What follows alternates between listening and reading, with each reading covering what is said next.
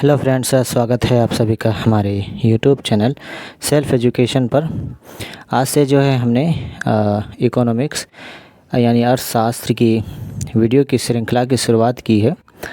और देखा जाए तो कम्पिटिटिव एग्ज़ाम में इकोनॉमिक्स से कई सारे क्वेश्चंस पूछे जाते हैं, जो कि एक टर्निंग पॉइंट साबित होता है। तो आज ही इसी को हम पढ़ने का प्रयास करते हैं। तो अर्थशास्त्र में बेसिकली पढ़ा किया जाता है, तो इसी के बारे में हम चर्चा करते हैं।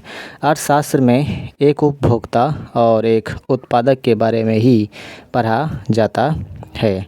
अब समझते हैं कि एक उपभोक्ता क्या होता है और एक उत्पादक क्या होता है। इसी को हम समझने का थोड़ा सा प्रयास करते हैं।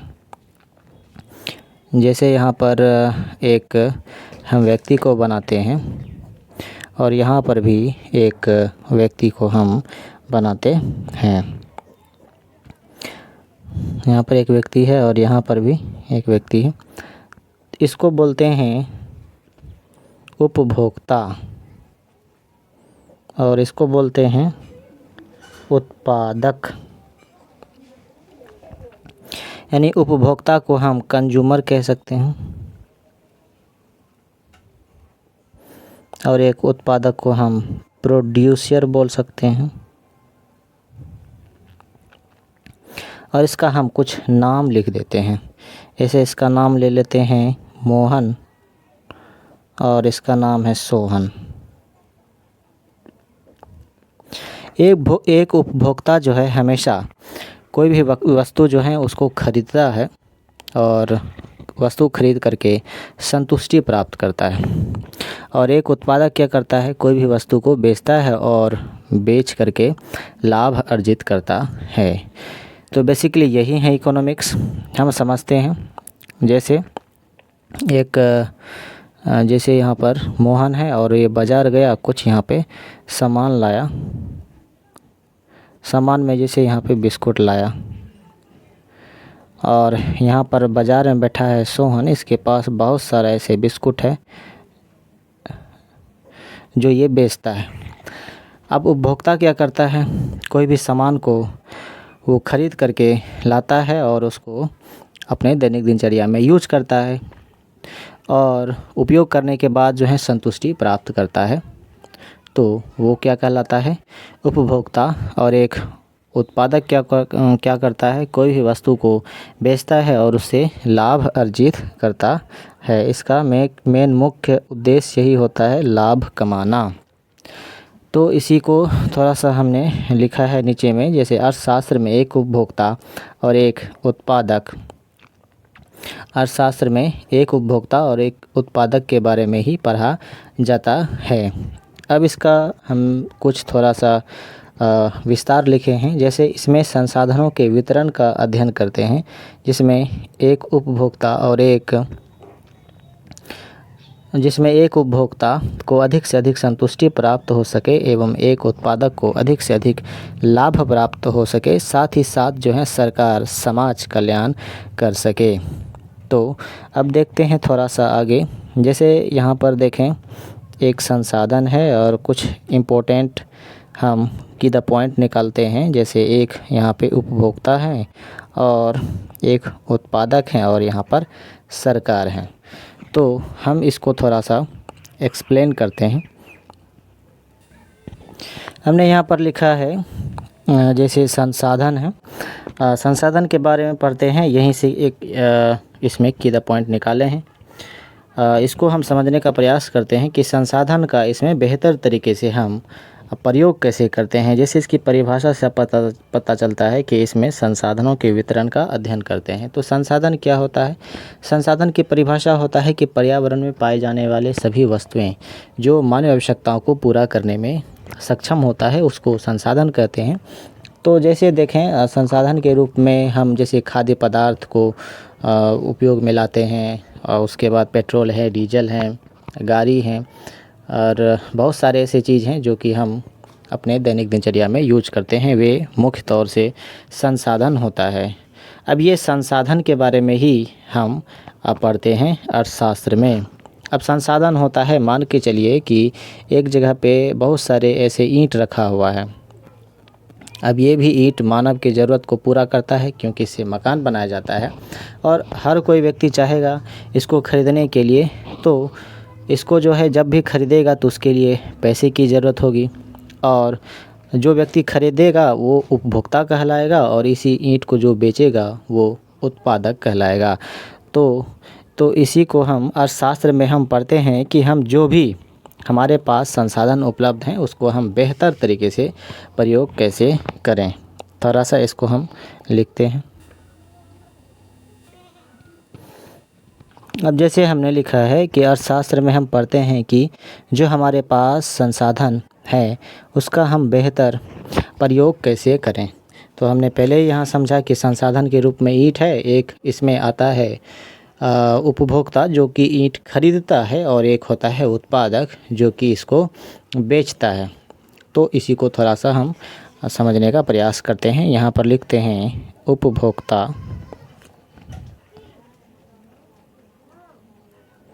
और यहाँ पर लिखते हैं उत्पादक।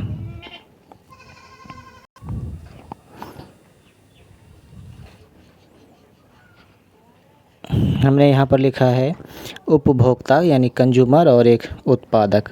तो इसमें हमने पहले ही पीछे में हमने समझा है कि एक उपभोक्ता हमेशा क्या करता है कि ये संतुष्टि प्राप्त करता है किसी भी सामान को खरीद करके, और ये हमेशा क्या करता है कि लाभ चाहता है कोई भी सामान को बेच करके।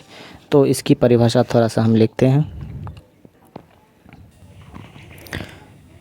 जैसे हमने यहाँ पर लिखा है कि एक उपभोक्ता क्या करता है, हमेशा संतुष्टि चाहता है, और एक उपभोक्ता जैसे बाज़ार गया और सामान खरीद करके लाया। तो हमने उपभोक्ता का थोड़ा चित्र बना दिए हैं और यहाँ पे बिस्कुट बना दिए हैं। और यहाँ पर देखें तो एक उत्पादक हमेशा लाभ चाहता है, यानी एक उत्पादक है और ये क्या करता है, बहुत सारा बिस्कुट को बेचता है, कुछ बहुत सारे ऐसे सामान भी बेच सकता है और बेच करके क्या करता है, लाभ कमाता है। तो इसके लिए जो है एक उपभोक्ता को क्या आवश्यकता होती है बिस्कुट को ख़रीदने के लिए, तो इसको हम थोड़ा सा लिखते हैं। तो हमने यहाँ पे देखा कि आवश्यकता जो है इसको होता है मुद्रा का और समय का, यानी एक उपभोक्ता जब भी बाज़ार जाएगा तो वो मुद्रा यानी मनी लेकर के जाएगा, रुपया लेकर के जाएगा, और जब यहाँ घर से जाएगा तो उसके लिए समय भी चाहिए। और एक उत्पादक जो है इसकी आवश्यकता क्या होती है, मूलभूत आवश्यकता जो है इसको होता है भूमि, पूंजी, श्रम और संगठन। यानी कोई एक सामान को बेचेगा तो उसके लिए क्या होगा, इसको ज़रूरी कि भूमि का होगा, पूंजी का होगा, श्रम का होगा और संगठन का होगा। तो अर्थव्यवस्था बेसिकली जो है हमने यहाँ से शुरुआत किया था और यहाँ पे हमने ख़त्म किया।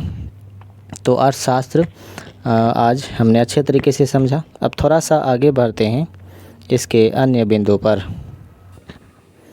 अब देखें इकोनॉमिक्स यानी अर्थशास्त्र की दो शाखाएं होती हैं, इसको हम लिखते हैं।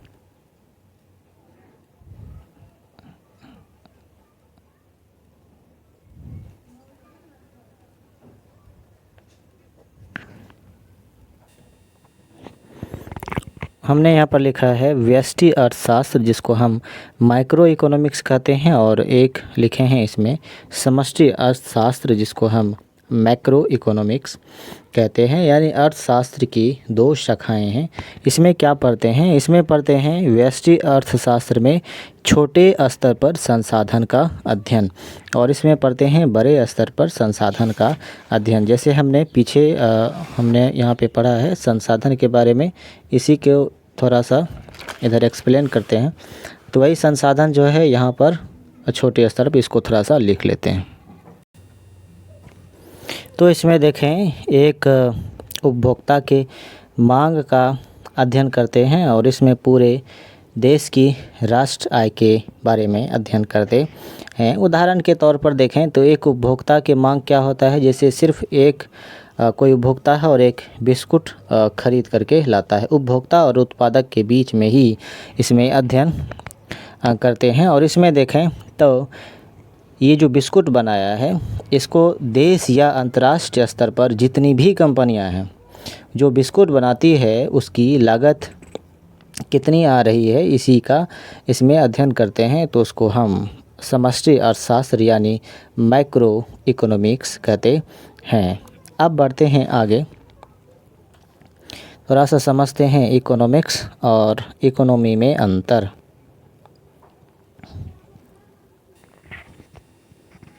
अब दोनों में अंतर देखते हैं क्या है। इकोनॉमिक्स आपने अवश्य इन शब्दों को सुना होगा और इकोनॉमी भी आपने अवश्य सुना होगा। तो इसको बोलते हैं अर्थशास्त्र और इसको बोलते हैं अर्थव्यवस्था। और इकोनॉमिक्स तो हम तो पहले ही यहाँ पे लिख चुके हैं। तो इसको हम देखते हैं कि इसमें जो है अर्थशास्त्र और अर्थव्यवस्था में हम क्या सब पढ़ते हैं। अर्थशास्त्र में जो है इसमें लॉ यानी नियम पढ़ते हैं, और इसमें देखें तो इसमें थ्योरी यानी सिद्धांत, इसमें पढ़ते हैं लॉ और इसमें पढ़ते हैं थ्योरी अर्थशास्त्र के। अब जो है इसी इकोनॉमिक्स के जो थ्योरी होता है और जो इसमें लॉ होता है, तो इसमें इसको इसी के कॉन्सेप्ट को लागू करते हैं, तो उसको अर्थव्यवस्था कहते हैं। अब थोड़ा सा इसको लिखते हैं। तो हमने यहाँ तक लिख लिया है। फिर से इसको हम थोड़ा सा समझने का प्रयास करते हैं कि अर्थशास्त्र जो है इसमें क्या होता है। जो इसमें लॉ दिए जाते हैं, जो इसमें थ्योरी दिए जाते हैं, तो उसको हम अर्थशास्त्र कहते हैं। जब इसी लॉ और इसी थ्योरी को हम बेसिकली इसमें लागू करते हैं, तो उसको हम अर्थव्यवस्था कहते हैं। जैसे इसमें देखें, हम इकोनॉमिक्स के कॉन्सेप्ट को वास्तव में लागू करते हैं, तो पहले ही इस इकोनॉमिक्स के कॉन्सेप्ट कहाँ से आते हैं, यहाँ से लॉ से और इसकी थ्योरी से। यह किसी एक जगह या स्थान से संबंधित होता है। अर्थव्यवस्था क्या होता है, यह किसी एक जगह या स्थान या क्षेत्र से संबंधित होता है, यानी उस स्थान या जगह पर इकोनॉमिक्स के जो लॉ या नियम है वो कैसे लागू हो रहे हैं, तो उसे हम वहाँ की इकोनॉमी कहते हैं। जैसे देखें, यहाँ पर हमने लिखा है भारत की अर्थव्यवस्था, और यहाँ पर हमने लिखा है बिहार की अर्थव्यवस्था, अमेरिका की अर्थव्यवस्था, रूस की, चीन की इत्यादि। बहुत सारे ऐसे जो हैं देश हैं जहाँ पर अर्थव्यवस्था होती ही है। तो कहाँ से तमाम सारे जो वहाँ पे कार्य किए जाते हैं अर्थव्यवस्था में, तो इसी के कॉन्सेप्ट को इसमें लागू करके। तो आज हमने अच्छे तरीके से फिर से समझा कि इकोनॉमिक्स वर्सेस इकोनॉमी में अंतर क्या होता है, इसके शब्द में अंतर क्या होता है और इसके कार्य क्या क्या होते हैं। अब थोड़ा सा बढ़ते हैं अगले बिंदु की तरफ। इसको थोड़ा सा उतारते भी चलेंगे।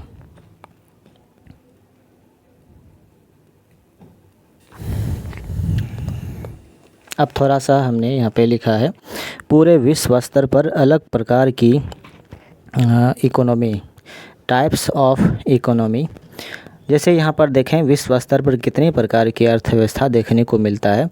तो पहला होता है, जैसे देखें पूंजीवादी अर्थव्यवस्था, समाजवादी अर्थव्यवस्था और मिश्रित अर्थव्यवस्था।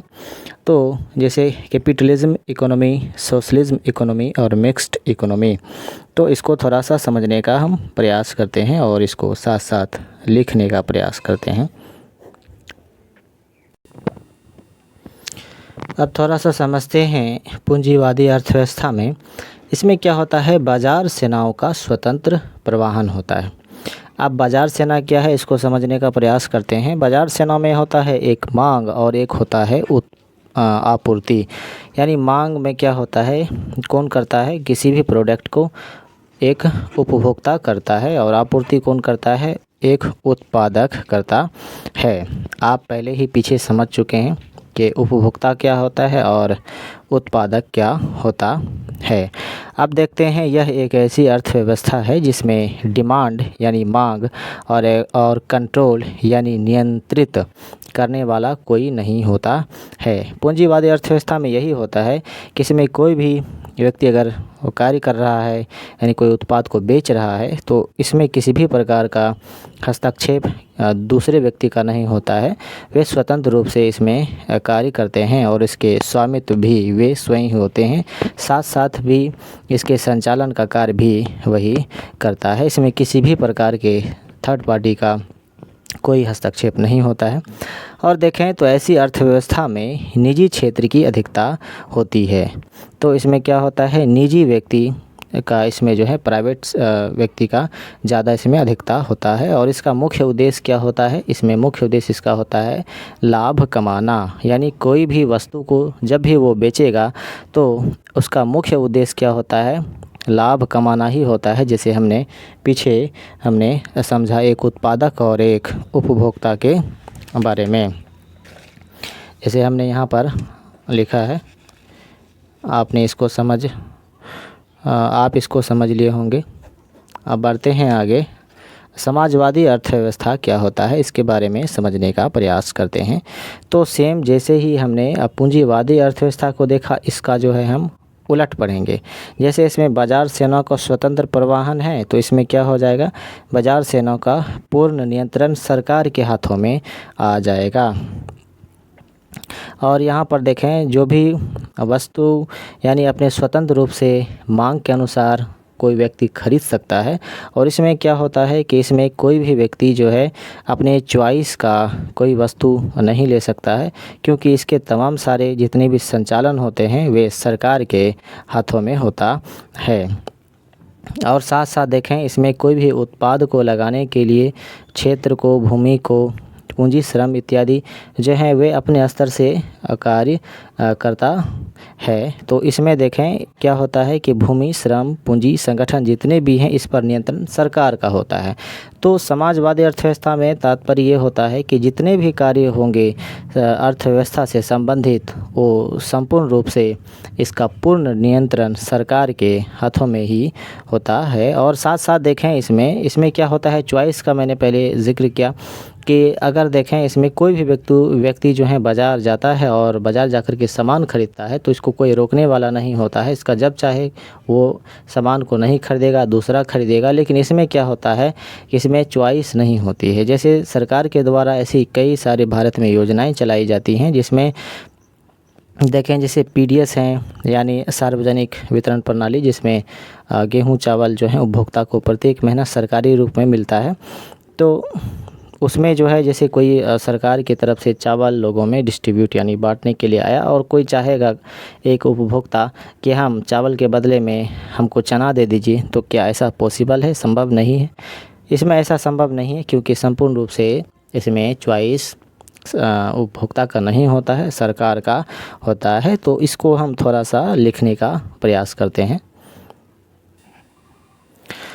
हमने जो है फिर से एक बार इसको लिख लिया है, तो एक बार फिर से समझते हैं। समाजवादी अर्थव्यवस्था में क्या होता है, संपूर्ण रूप से इसमें सरकार का नियंत्रण होता है। उदाहरण के रूप में देखें तो रूस एक ऐसा देश है जहां पर समाजवादी अर्थव्यवस्था है। और देखें 1990 यानी कि भारत की आज़ादी से लेकर के 1990 तक भारत भी समाजवादी अर्थव्यवस्था था। लेकिन 1990 के बाद फिर 1990 के बाद जो है एलपीजी यानी लिबरलाइजेशन, प्राइवेटाइजेशन, ग्लोबलाइजेशन, नई आर्थिक नीति लाया गया था, जिसके कारण जो है भारत की अर्थव्यवस्था जो है यानी पूंजीवादी और समाजवादी दोनों का मिक्स रूप यानी मिश्रित अर्थव्यवस्था बन गया था।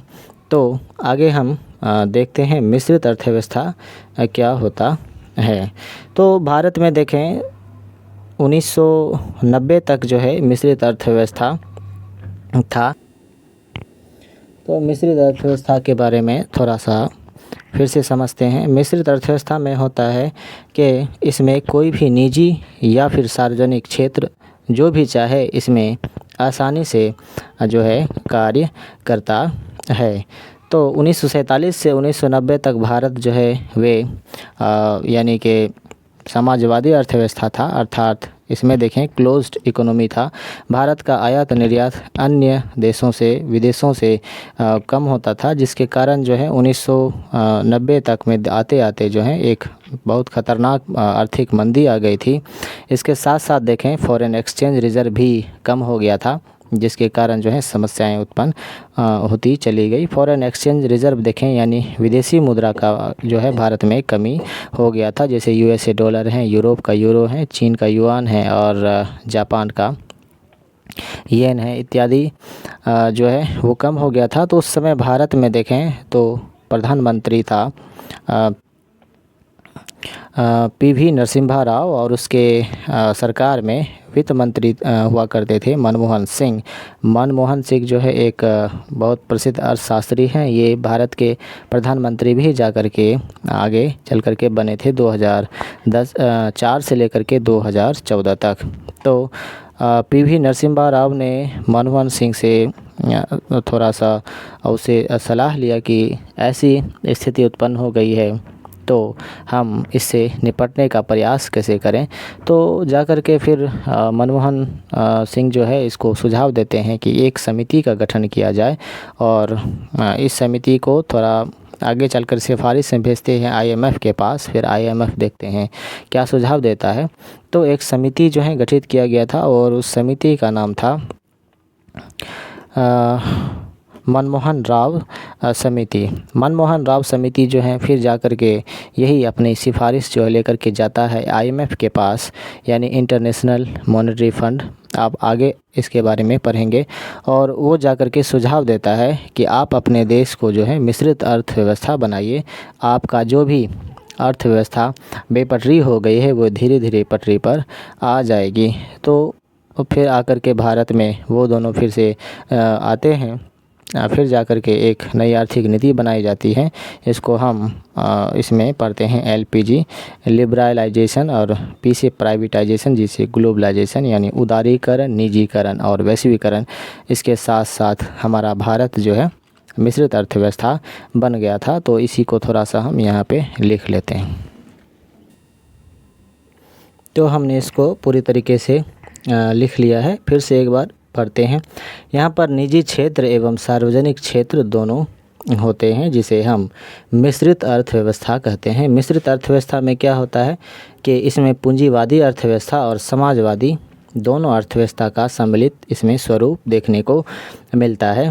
फिर से हमने यहाँ पे लिखा है कि जैसे 1990 में भारत में आर्थिक तंगी आ गई थी, जिसके कारण जो है फॉरेन एक्सचेंज रिजर्व जो है वो कम हो गया था। फॉरेन एक्सचेंज रिजर्व यानी यूएसए का डॉलर, यूरोप का डॉलर, यूरोप का यूरो, चीन का युआन और जापान का येन, बहुत सारे ऐसे विदेशी करेंसी है जो कि कम हो गया था। तो उस समय जो है भारत के प्रधानमंत्री थे पीवी नरसिम्हा राव, और उस समय वित्त मंत्री थे डॉक्टर मनमोहन सिंह। मनमोहन सिंह जो है और पीवी नरसिम्हा राव दोनों मिलकर के एक समिति को गठित करते हैं, और समिति का नाम था मनमोहन राव समिति। और ये समिति जो है जाता है आईएमएफ के पास, और आईएमएफ क्या करता है, इसको सुझाव देता है। और 1991 में फिर से भारत की सरकार के द्वारा नई आर्थिक नीति लाई गई थी। इसमें एलपीजी, जिसको एलपीजी कहा गया, यानी जैसे देखें एल से उदारीकरण हो गया यानी लिबरलाइजेशन, पी से प्राइवेटाइजेशन, जी से ग्लोबलाइजेशन यानी उदारीकरण, निजीकरण और वैश्वीकरण। तो यहीं से हमारा भारत जो है समाजवादी अर्थव्यवस्था से मिश्रित अर्थव्यवस्था बन गया। अब आते हैं दूसरे बिंदु के साथ में। अब देखते हैं एलपीजी को थोड़ा सा हम एक्सप्लेन करते हैं। एल से लिबरलाइजेशन यानी उदारीकरण, इसका क्या मतलब होता है। अब देखते हैं, जब सरकार जो है उत्पादन के लिए लाइसेंस पद्धति को सरल बना दे तो उसे उदारीकरण कहते हैं। यानी कोई भी व्यक्ति अगर चाहे भारत में अपना उद्योग लगा सके, और उद्योग लगाने के लिए लाइसेंस की जो प्रक्रिया होती हैं वे सरकार के द्वारा जो है आसान कर दिया जाता है। तो इसी को हम कहते हैं कि सरकार उदार हो गया है। तो इसी को हम एल से लिबरलाइजेशन यानी उदारीकरण कहते हैं। इसको थोड़ा सा लिखते हैं। अब हमने यहाँ पे लिखा है कि जब सरकार उत्पादन के लिए लाइसेंस पद्धति को सरल बना दे तो उसे उदारीकरण कहते हैं। अब आते हैं पी में, पी से प्राइवेटाइजेशन यानी निजीकरण। अब इसको समझने का थोड़ा सा प्रयास करते हैं। यानी जब सरकार क्या करता है कि जब सरकारी कंपनियां जो हैं बिल्कुल घाटे में चल रही होती हैं, तो ऐसे में सरकार क्या करती हैं, उसको प्राइवेट कंपनियों को बेच देती है। तो उसे हम क्या करते हैं, निजीकरण। यानी जैसे कुछ दिन पहले देखें एयर इंडिया था, इसको क्या कर दिया भारत सरकार ने इसको टाटा के जो है हाथों बेच दिया। तो इसको हम क्या कहते हैं, निजीकरण। इसको थोड़ा सा लिखते हैं। अब प्राइवेटाइजेशन के बारे में हमने लिख लिया है। जब सरकार की कंपनियां, प्राइवेटाइजेशन यानी निजीकरण के बारे में हमने एक्सप्लेन कर दिया है, पढ़ लीजिएगा। अब आते हैं आगे, ग्लोबलाइजेशन, वैश्वीकरण, यानी जब सरकार देश की अर्थव्यवस्था के दरवाजे खोल दे, जिससे जो है आयात एवं निर्यात जो आसानी से बढ़ावा दिया जा सके। इससे क्या होता है कि जिसे ग्लोबलाइजेशन यानी वैश्विक स्तर पर कोई भी देश जब चाहे भारत में निवेश कर सकता है और अपने उत्पादन को बेच सकता है। तो आगे बढ़ते हैं फिर अगले वीडियो में। आज तक यहीं तक के लिए।